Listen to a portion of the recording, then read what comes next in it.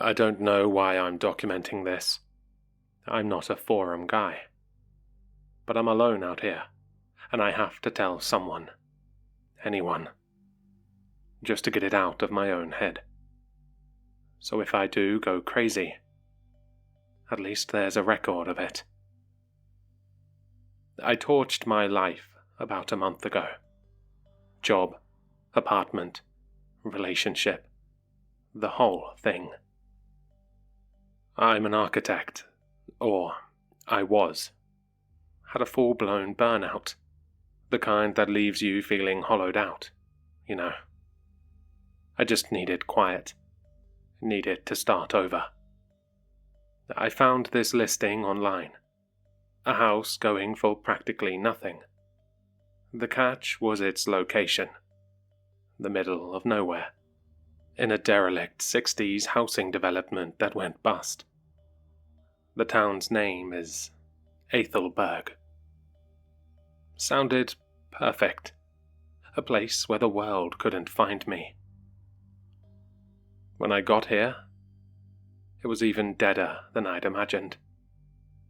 A ghost town of asphalt and weeds, perfectly laid out streets that lead nowhere. Rusted streetlights, standing like skeletal sentinels. All the houses are identical. These sad little copy-pasted boxes. All of them empty and rotting. Except mine. Mine was clean. Too clean. Like someone had been here a week ago and scrubbed the place down. The first few days were bliss. The silence. I'd forgotten what real silence was. Not city quiet, which is just a low hum. This was a deep, heavy quiet that felt like it was pressing on my eardrums. I started unpacking, slowly, starting to feel human again. That's when the little things started. The first thing, it was a picture frame. An old photo of my parents. I'd put it on the mantelpiece over the brick fireplace. One evening, I'm walking to the kitchen to get a drink. I stop. I pick up the frame, and I move it, maybe 4 inches to the left. The thing is, I don't remember deciding to do it. My hand just did it. Like an autopilot thing, you know? Like when you're driving and you suddenly realize you don't remember the last 5 miles.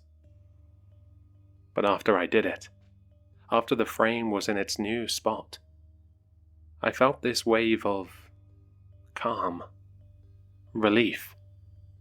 Like an itch I didn't know I had was finally scratched. I figured, okay, whatever. Stress. Nerves. It's a new place. I'm just settling in. A few nights later, I woke up. Not because of a noise. I just woke up. Eyes wide open in the pitch black. I wasn't in my bed. I was standing in the kitchen. The linoleum was ice cold under my feet. It took me a second to figure out where I was. I hadn't turned on the light. The only visible light was the pale moonlight filtering through the window over the sink. And I saw what I'd done. Every can of food I owned. I'd taken every single one out of the pantry. Tuna, corn, beans, soup, all of it. And I'd stacked them. Not just in a pile. I'd built a perfect, symmetrical pyramid on the countertop. It was flawless. I have no memory of doing this. None. The last thing I remember is reading in bed and turning off the light. And the scariest part, the part that's really messing with my head, is that my first reaction wasn't fear. It was satisfaction. I looked at that pyramid of cans in the dark, and some quiet, calm part of my brain just went, "There, that's better." The panic didn't hit until I was back in bed, shivering. Am I sleepwalking? I've never sleepwalked in my life, but maybe stress can trigger it. A new environment. I kept trying to find a logical reason. I had to, because the alternative was just not possible. But it kept happening. It's still happening. I'm not just sleepwalking anymore. I find myself doing things during the day. I'll be in the middle of something, and I'll just zone out. I'll come to, and I'll find I've spent the last hour organizing the books on my shelves. Not by author, not by title, by the exact shade of their color, from lightest to darkest. I found myself on my hands and knees in the bathroom, scrubbing the grout between the tiles with a toothbrush until it was pristine white. I didn't remember starting. I just wake up in the middle of it, my back aching, with that same weird, creepy feeling of a job well done. It's becoming obsessive. That's the only rational explanation. The isolation is getting to me, triggering some latent OCD I never knew I had. My whole day is consumed by it now. Everything has to be perfect, symmetrical. If a coaster is off-center on the coffee table, it's not just annoying. It feels wrong. Physically wrong. I get this knot in my stomach, this rising anxiety that doesn't go away until I fix it.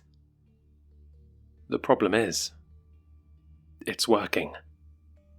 The burnout, the anxiety, the reason I came here in the first place. It's gone. It's been replaced by this obsession with order. It's like my brain has traded one illness for another, and the new one is so much quieter, so much calmer. I tried to fight it. I swear I did. 3 days ago, I decided, fuck this. I'm not a slave to this. I deliberately messed up the living room. I left a coffee cup on the floor. I tossed a book onto the sofa instead of putting it back on the shelf. I tried to just live in it, to be a normal, messy human being. I thought I was going to die. It started with a headache, a dull throb behind my eyes. Then a noise started, a low, deep hum. So low it was more of a feeling than a sound. It was like the house was vibrating. It made my teeth ache. I lay on my bed for hours, curled up in a ball, sweating, the pressure in my head building and building. I felt like my skull was going to crack open. I couldn't take it. Around dawn, I gave up. I got up, my head pounding, and I cleaned the living room. I put the cup in the sink. I put the book back on the shelf, in its correct color-coded spot. I straightened the rug. The second I finished, the instant the room was back in perfect order. It stopped. The headache vanished. The humming cut out.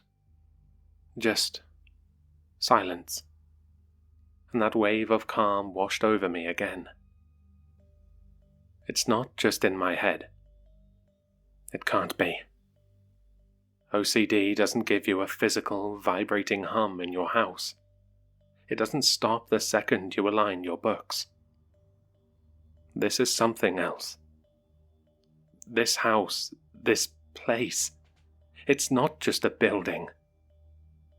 It's a system, and it has rules. And I'm learning that breaking them has consequences. And then tonight happened. The thing that made me record this. I was in the bathroom, washing my face. I looked up at my reflection in the mirror, and I saw my hand. My right hand. It started to lift. I didn't tell it to. I tried to stop it. I swear to God, I focused all my will on telling my arm to stay down. But it was like it wasn't mine anymore. It was like watching someone else's arm, attached to my shoulder. It moved slowly, deliberately. I watched, frozen in horror, as my own index finger touched my forehead, and it started to draw an invisible pattern on my own skin. A spiral with straight lines coming off of it, like a stylized sun. I could feel the light pressure of my own nail. I was staring at my own eyes in the mirror, wide with terror, and I couldn't do a single thing to stop it. I was a prisoner in my own body. It probably lasted 10 seconds. It felt like an hour. Then it stopped. My arm dropped to my side. I had control again. I shakily raised my other hand to my forehead. There was nothing there. No mark. No scratch. But I know it happened. I saw it. I felt it. It's not just about the things in the house anymore. It's not about arranging books or cans. It started arranging me. I should leave. I know that. A sane person would be packing a bag right now and driving until the sun came up. But I can't. The thought of leaving this house, of leaving anything out of place, it fills me with a kind of dread that's worse than fear. The thought of the headache, of the humming. And there's something else. The real reason I'm still here. Since this started, since I've been following these rituals, I've been productive. I'm an architect. I designed things. I hadn't been able to draw a straight line for 6 months. My creativity was gone, burned out. The other night, after one of the arranging episodes, I sat down at my drafting table, and I started to draw. It just flowed out of me. The lines were perfect. The concepts were clear, brilliant. In a few hours, I'd designed a structure more elegant and complex than anything I'd managed in my entire career. It was effortless. I wasn't even thinking. I was just the hand holding the pencil. I looked at the finished drawing, and I felt that same familiar feeling. That deep, profound satisfaction. The feeling of perfect order. I think I understand now. This house isn't haunting me. It doesn't want to hurt me. It's fixing me. It's taking all the messy, chaotic human parts of me, the anxiety, the depression, the unpredictable spark of creativity, and it's cleaning them up. It's sanding them down. It's putting them in order. It's emptying me of the chaos and filling me with purpose, with structure. And that's the part that terrifies me more than anything else. A part of me wants to lit it. A part of me is so tired of the mess.